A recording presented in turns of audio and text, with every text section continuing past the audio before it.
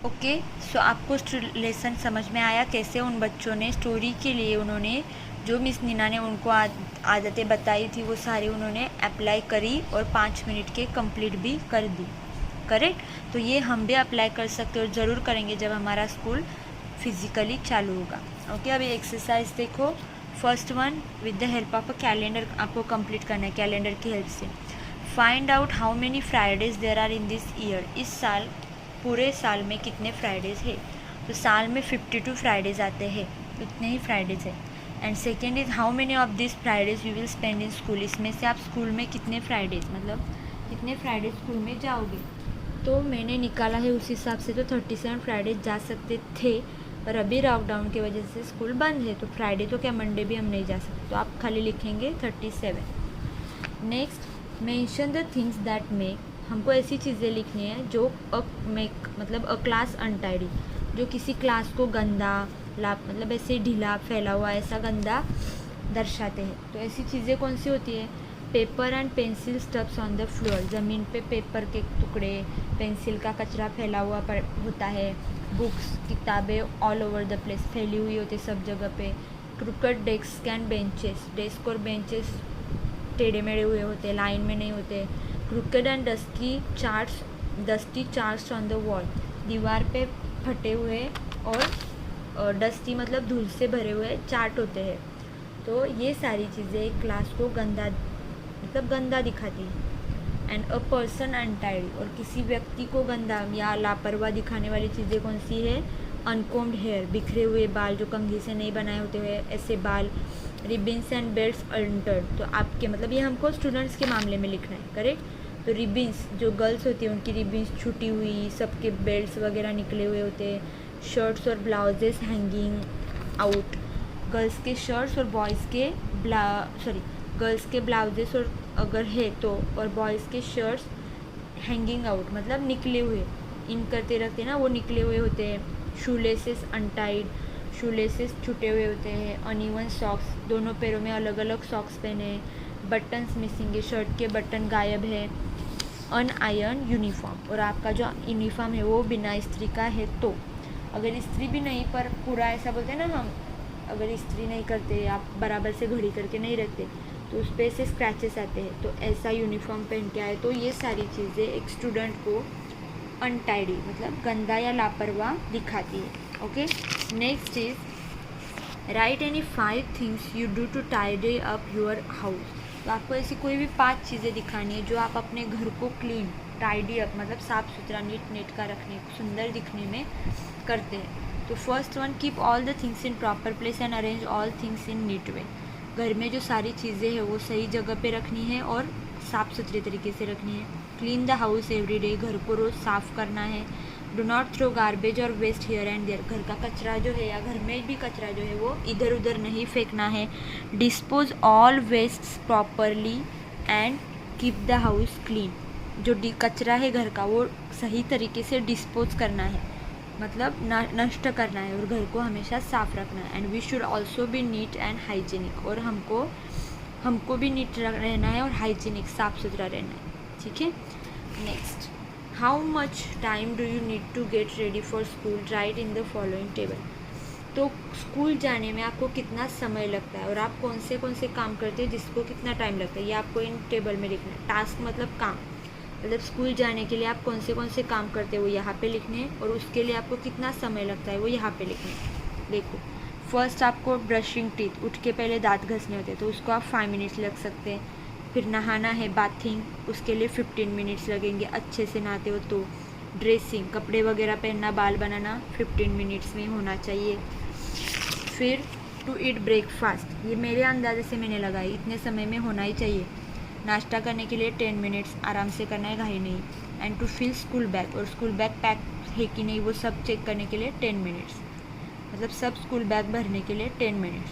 तो इस तरीके से 10 + 10 20 + 5 25 + 10 10 + 10 20 25 और ये 30, तो ऑलमोस्ट 25 और 30 55, 1 घंटा तो लगता ही लगता है। करेक्ट। तो आपको 1 घंटा जल्दी उठना है, तब जाके आप रेडी हो सकते हो प्रॉपर 1 घंटे में। Okay, next, use the following phrases in your own sentences.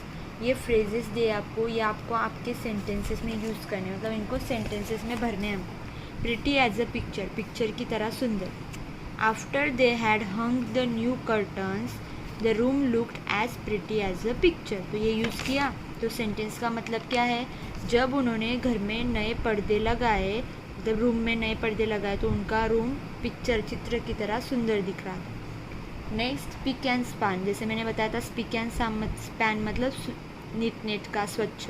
The whole house was spick and span before Diwali, मतलब दिवाली से पहले पूरा घर साफ सुथरा दिख रहा था। As clean as a whistle, मतलब सीटी की तरह साफ। I saw that my room was as clean as a whistle before my grandparents arrived. मैंने देखा कि जब मेरे ग्रैंड पेरेंट्स से आने से पहले मेरा room as clean as whistle, सिटी की तरह साफ था। ओके, तो मैंने पहले बताया था सिटी की तरह साफ मतलब आपको पता है सिटी के बीच हम हवा छोड़ते तो बीच में कुछ भी नहीं आता है, करेक्ट, तो वो साफ़ होती है, इसलिए उस तरीके से आपका घर भी साफ़ सुथरा होना चाहिए। Okay, next, describe, when do we say the following, describe one situation when you will say. इन दोनों का मतलब क्या है और ये हम कब यूज़ करते हैं, दैट्स नॉट फेयर।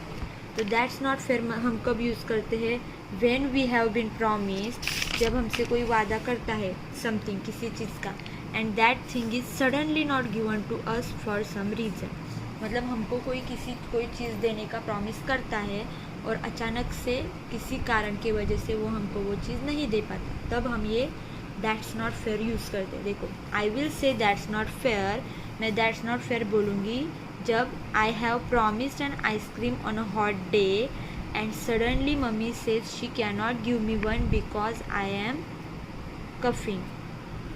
मतलब मेरे मम्मी ने एक गर्मी के दिन में मुझे एक आइसक्रीम देने का प्रॉमिस किया था, पर अचानक से मम्मी बोली कि मैं नहीं दे सकती क्योंकि तुम्हें सर्दी खांसी है, तब मैं बोलूँगी दैट्स नॉट फेयर, मतलब ये गलत है, ये सही नहीं है। हम बोलते हैं ना नाराज़ी से, दैट्स नॉट फेयर, ये सही नहीं है, तब बोलोगे आप, समझ में, मम्मी ने प्रॉमिस किया था पर अचानक से कैंसिल कर दिया, तब आप बोलोगे that's not fair. And that's much better कब बोलोगे, when we tell someone to change or improve something and it is done, जब आप किसी को बोलोगे कि ये चेंज करो या फिर ये और इम्प्रूव करो और सुधारो, तब आप बोलोगे दैट्स मच बेटर, ये और अच्छा है। तो कब बोल रहे, देखो, I will say that's much better, मैं बोलूँगी that's much better when I tell my little sister to wipe her face and she does so, जब मैं मेरी सिस्टर को बोलूँगी कि अपना फेस, मुँह साफ करके आओ, और जब वो करेगी तब मैं बोलूँगी दैट्स मच बेटर, ये ज़्यादा अच्छा है। और जब मैं आपको बोलूँगी कि हैंड राइटिंग सुधारो और आप सुधारोगे,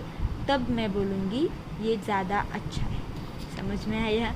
next, right where you will put the following, ये चीज़ें आप कहाँ पे रखोगे ये आपको लिखना है, और इसके साथ वहाँ उसी जगह पे और दो कौन सी चीज़ें आएंगी वो भी आपको लिखना है। तो देखो मतलब क्या है, आपको ऐसे टेबल बनाना है, पेंसिल है तो पेंसिल आप कहाँ पे रखोगे, where you will put it in compass box, pencil compass box में जाती है, और पेंसिल के साथ दो चीज़ें आप कौन सी रखोगे, तो इरेज़र और रूलर रखोगे। समझ में आया? इस तरीके से ये टेबल हमको भरना है। फिर कप, तो कप कहाँ रखते हैं हम, किचन में, और कप के साथ और कौन सी चीज़ें आ सकती है, प्लेट भी आती है और स्पून भी आते हैं, और भी आते हैं बर्तन वगैरह। बनाना पील मतलब केले का छिलका, तो वो कहाँ जाएगा, डस्टबिन में। तो और डस्टबिन में क्या डालोगे, पेंसिल स्टॉक्स, पेंसिल का कचरा, और वेस्ट पेपर मतलब ख़राब पेपर डालोगे। फिर डॉल कहाँ रखोगे, टॉय बॉक्स में, खिलौनों का आपका बॉक्स होगा, डिब्बा होगा, जो भी होगा उसमें। और डॉल के साथ दो खिलौने कौन से रख सकते हैं, बिग बॉल, बड़ा सा बॉल, और लूडो का सेट, सांप सीढ़ी वगैरह का सेट रहता है ना, वो हम रख सकते हैं। ठीक है, आप अपने हिसाब से और चीज़ें रख सकते हैं। Last, list 5 of your favourite stories, आपकी कोई 5 फेवरेट स्टोरीज होंगी, ऐसी 5 फेवरेट स्टोरीज आपको लिखनी है। तो एक मुझे पता है तेनालीरामा की स्टोरीज आती है, सिंड्रेला की स्टोरी आपको पता होगी शायद, जो गरीब थी फिर उसको एक राजकुमार आया, उसने शूज़ पहना था, वो राजकुमारी हो गई, ऐसी स्टोरी है वो। अकबर बिरबल की कथा है तो आपने सुनी होंगी।